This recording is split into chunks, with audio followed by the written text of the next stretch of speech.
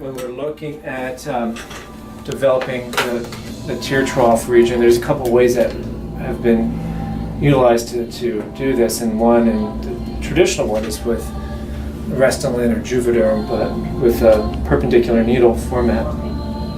Sometimes we'll do a linear format or perpendicular, but either way, you're still talking multiple injections in order to get to the adequate effect. What I like to do nowadays, as much as possible, is do something called Microcanula technique, where I'm essentially making one little insertion spot and then threading this very thin cannula underneath of the skin. And what that does is two things. One is it provides a little bit more even distribution of the material below the skin, but secondly, it's also going to minimize any bruising, and that's a very big concern, especially around the eyes when we're doing perpendicular or lateral technique with the needle. The needle doesn't discriminate, whereas the blunt needle will. So what it looks like is this. It's fairly long, but that's only because it needs to get to a spot from where I actually make the little insertion point. You can see it's quite flexible. So we're going to be using this to thread it into the right spots. Now with patients who are younger, I typically am going to be going with an insertion spot down here because I'm not looking at developing any volume right below the cheek as much. In this particular situation, I'm going to be going back here first in the zygomatic region, and if need be, if we need to get a little bit more depth into the tear trough, we will do a little insertion point right here.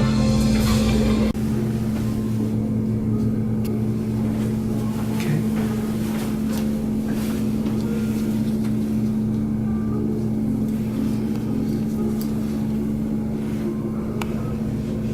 And back to this again.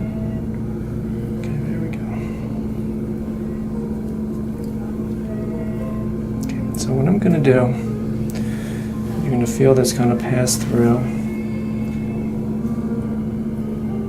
Tell me if you feel any of that. Is that okay? Yeah. And okay, hurt there. A little bit there. Yeah. Okay, we don't talk about the hurting on the camera, okay? As we talked about with the cannula, it's pushing away any structures. It does not poke them, so the chances of getting bruising is much less. So what's happening is any of the vessels that are underneath of are in the way of that needle are pushed aside. So once I get to essentially the area that I want to be, I'm going to now gently deposit the material. And we can see right over here the beginning of it. Are you okay? Yep.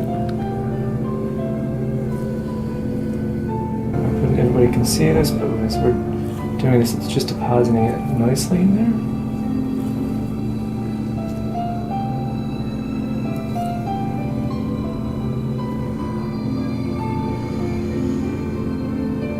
You felt that a little bit? Feels a little strange, huh? I really don't feel anything now. Now is when I'm taking the breath. This does have some anesthetic to it, and so this is an area where I really want to be a little more liberal with it.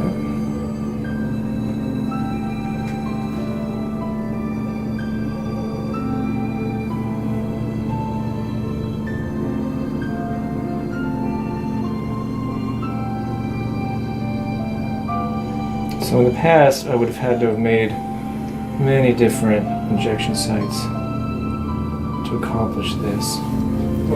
Now, if you zoom in, we can kind of compare the one side to the other. Here we have more convexity with this. You can see we've kind of reestablished a little bit more where the malar fat pad was. The lines we'll see when we look at before and after picture, the lines have already started to diminish from right around here. And just very little. We use probably about half a cc in order to provide that effect. Stop.